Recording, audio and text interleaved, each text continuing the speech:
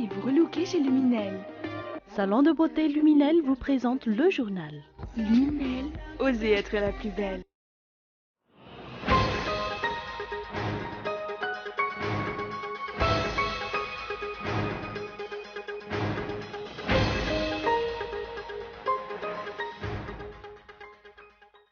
Comme l'avait annoncé la météo, les nuages étaient au rendez-vous ce jour et ont gâché l'observation de l'éclipse annulaire de soleil. Une éclipse qui avait duré près de 3 heures de temps. Lunettes sur le nez, ils ont été nombreux à contempler le ciel ce jour.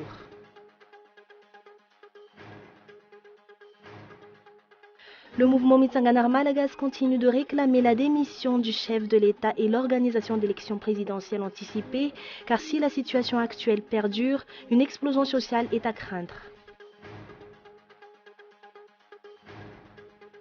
La présidente du Brésil, Dilma Rousseff, a été officiellement destituée par les sénateurs au terme de 9 mois de procédure.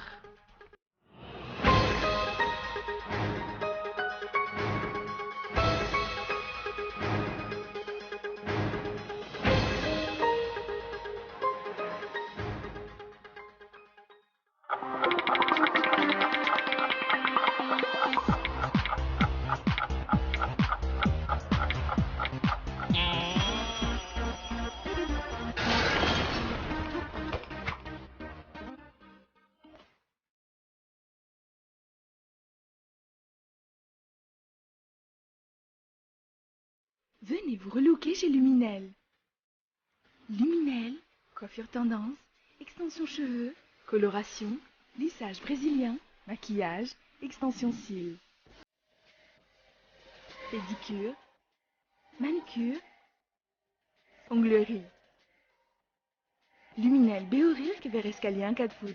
L'avant-center, 4e étage, box 418. Luminel, osez être la plus belle.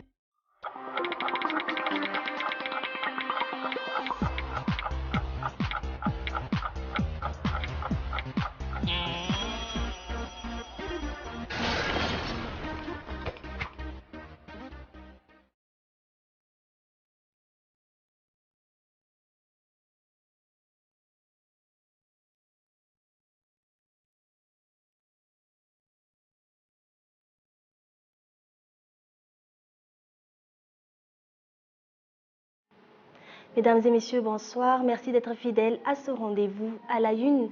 Comme l'avait annoncé la météo, les nuages étaient au rendez-vous ce jour et ont gâché l'observation de l'éclipse annulaire de soleil. Une éclipse qui avait duré près de 3 heures de temps. S'ils avaient été perturbés par les nuages dans la capitale, à Majunga, les habitants ont pu profiter pleinement de ce phénomène exceptionnel. Suivant le reportage de Michael Hamarla. L'observation de l'éclipse dans la capitale a été perturbée par les nuages. À partir de 11h30, de nombreux Tananariviens avaient les yeux rivés vers le ciel. Lunettes sur le nez, ils ont été nombreux à contempler le ciel. Les jeunes et les enfants qui voyaient pour la première fois un tel phénomène étaient particulièrement ravis. Je vois grâce aux lunettes spéciales que la lune commence à cacher petit à petit le soleil. J'ai déjà vu un tel phénomène en 2001. À l'époque, j'avais 3 ans. C'est vraiment génial. On voit distinctement l'évolution du phénomène. L'éclipse annulaire du soleil a duré près de 3 heures de temps. Certains ont attendu le dernier moment pour s'acheter les lunettes spéciales. Parallèlement, des Tananariviens ont poursuivi leurs activités quotidiennes, notamment ceux qui travaillent pour leur propre compte comme les gargotiers. J'ai travaillé aujourd'hui comme d'habitude. Je ne peux pas interrompre mes activités. Je travaille comme gardien de parking. Je ne peux pas quitter mon poste car les voleurs pourraient en profiter pendant la période de l'éclipse totale. Mais les taxis B et les taxis ont été moins nombreux à travailler aujourd'hui, raison pour laquelle les rues étaient presque désertes dans le centre-ville. La prochaine éclipse se produira après 50 ans. Notons que les Majunguais et les vacanciers qui ont choisi de se rendre dans la ville des fleurs pour observer l'éclipse ont pu profiter du spectacle exceptionnel.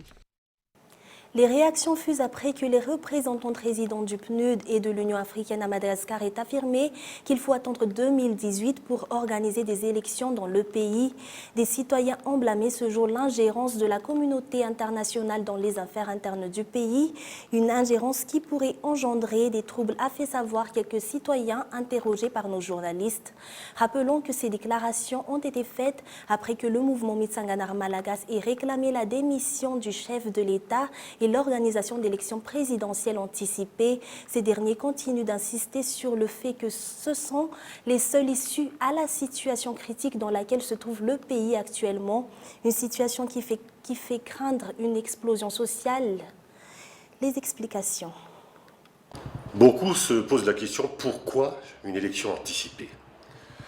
Disons que, pourquoi un peuple se soulève? Un peuple se soulève pour deux raisons principales et une troisième.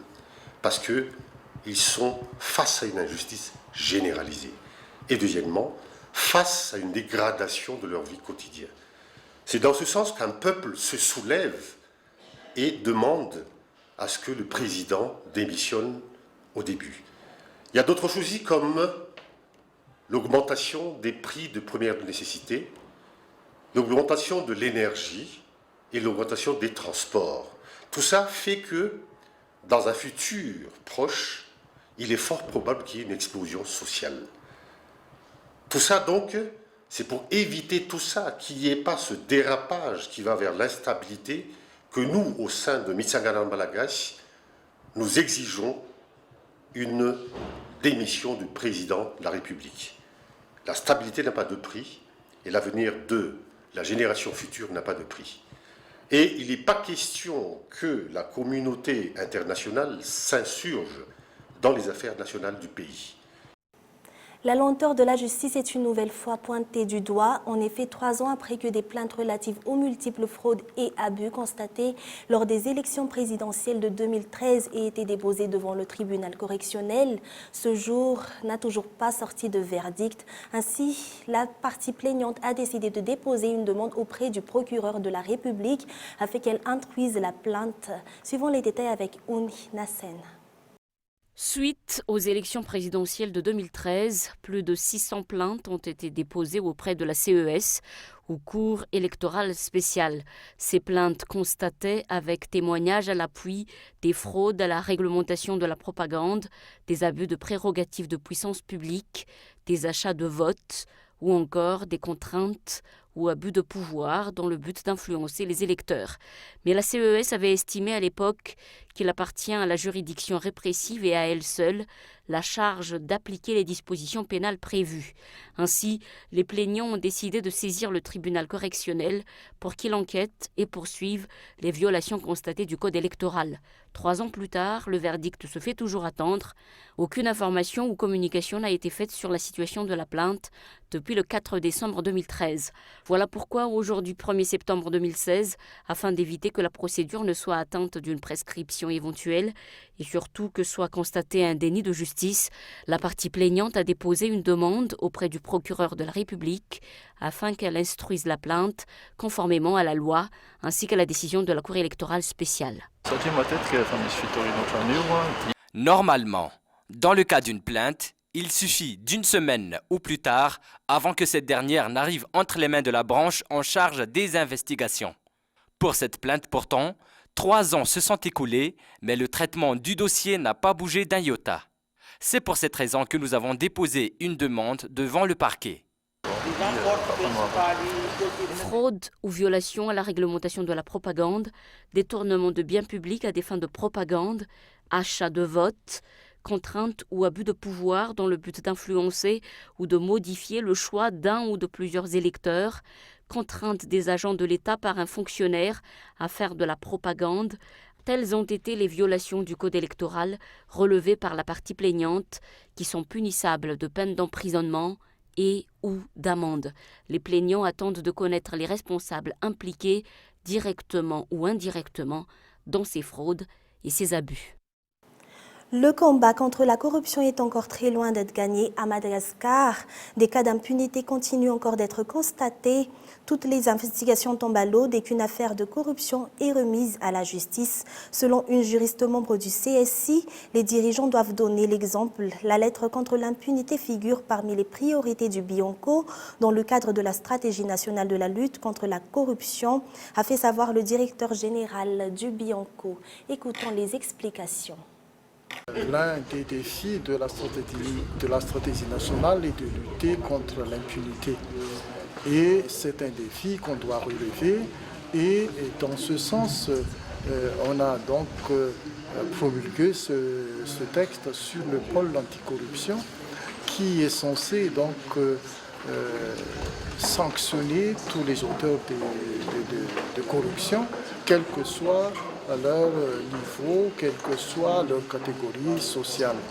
Et c'est cette nouvelle structure qui va garantir l'indépendance des magistrats qui sont censés appliquer la loi.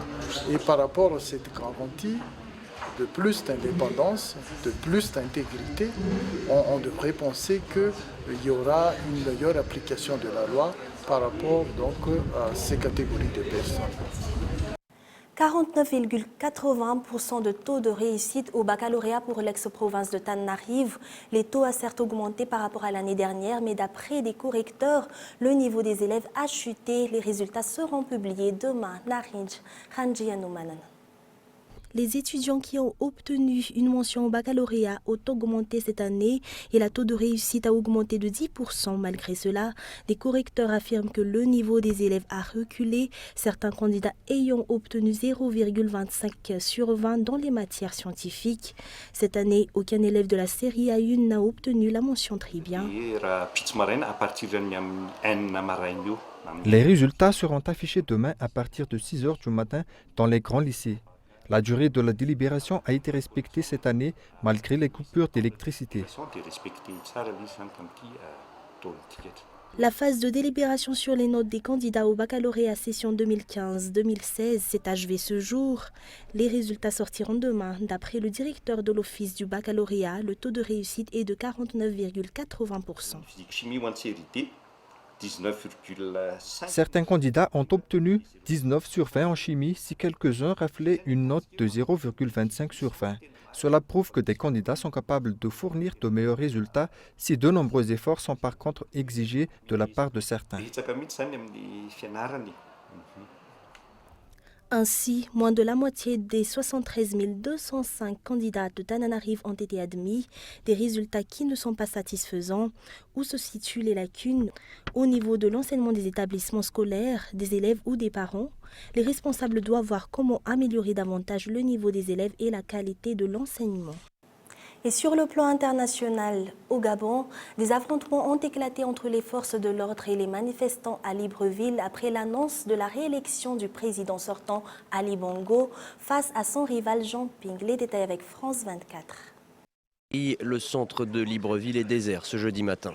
La rue porte les stigmates des affrontements de la nuit, des barricades encore fumantes, des carcasses de voitures calcinées, des bâtiments attaqués. On assiste malheureusement à un schéma qu'on a déjà connu par le passé au Gabon. C'est le schéma élection, proclamation de résultats, contestation, manifestation ou émeute et répression. On a affaire à une vraie situation insurrectionnelle en devenir. Selon l'opposition, au moins 2 personnes ont été tuées, plusieurs blessées dans l'assaut des forces de sécurité contre le QG de Jean Ping, un assaut en représailles à l'incendie de l'Assemblée nationale. Les quartiers périphériques de Libreville ont été le théâtre de scènes de vol et de saccage, sans violence. Le commandant de la police nationale gabonaise annonce l'arrestation de plus de 200 pillards. Le ministre de l'Intérieur affirme, lui, que 1100 personnes ont été arrêtées depuis l'éruption des violences.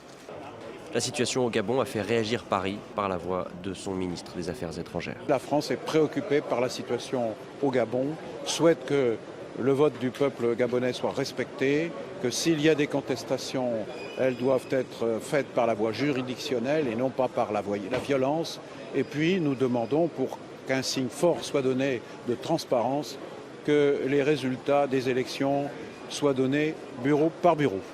Le président François Hollande demande lui aussi la transparence et appelle à l'apaisement. Un recomptage et une publication détaillée des résultats, c'est également ce que réclame l'opposition, surtout dans la région du Haut-Ogooué, où Ali Bongo est crédité de plus de 95% des voix, avec une participation qui flirte avec les 100%. La présidente du Brésil, Dilma Rousseff, a été officiellement destituée par les sénateurs au terme de 9 mois de procédure, toujours avec France 24. Ils laissent éclater leur joie. Dilma Rousseff n'est plus la présidente du Brésil. C'est la fin pour ses détracteurs d'une mobilisation qui aura duré des années. Cela fait 2 ans que nous manifestons dans les rues pour cette destitution. Nous sommes arrivés à la victoire. Aujourd'hui, nous fêtons la mise à pied définitive de Dilma Rousseff. Les pro-Rousseff sont eux aussi sortis dans la rue. Aujourd'hui, je vois le travail de nombreuses personnes jetées à la poubelle, mon vote jeté à la poubelle. C'est d'un irrespect total de la part de la classe politique. Je suis plus que jamais Dilma, pleine de la force qu'elle a montrée dans sa défense. Une défense qui n'a pourtant pas convaincu les sénateurs. Accusée d'avoir maquillé les comptes publics, Dilma Rousseff a toujours clamé son innocence. Une position qu'elle maintient après sa destitution. Le Sénat a pris une décision qui entre dans l'histoire des grandes injustices. Les sénateurs qui ont voté pour la destitution ont décidé de déchirer la Constitution.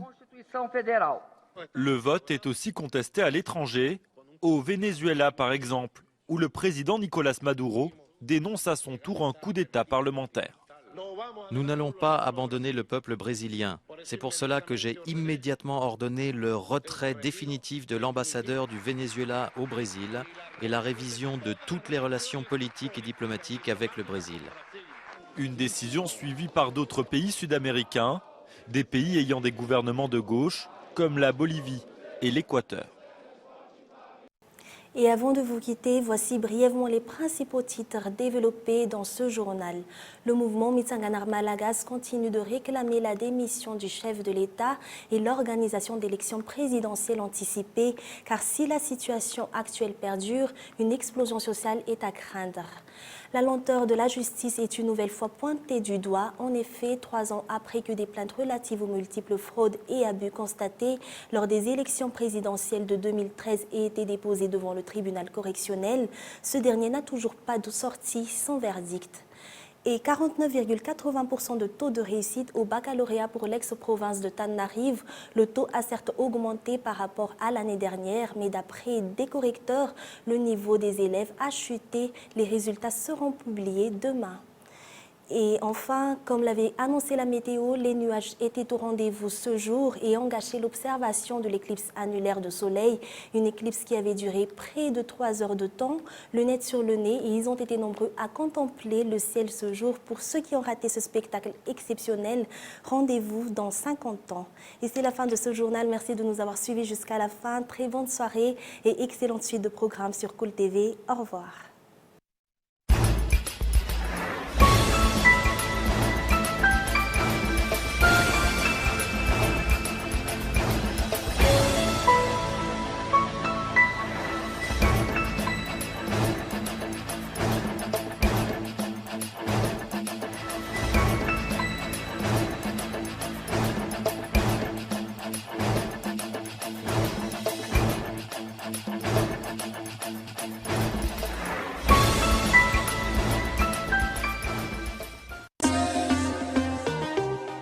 Venez vous relooker chez Luminel. Le journal vous a été présenté par Salon de beauté Luminel. Luminel, osez être la plus belle.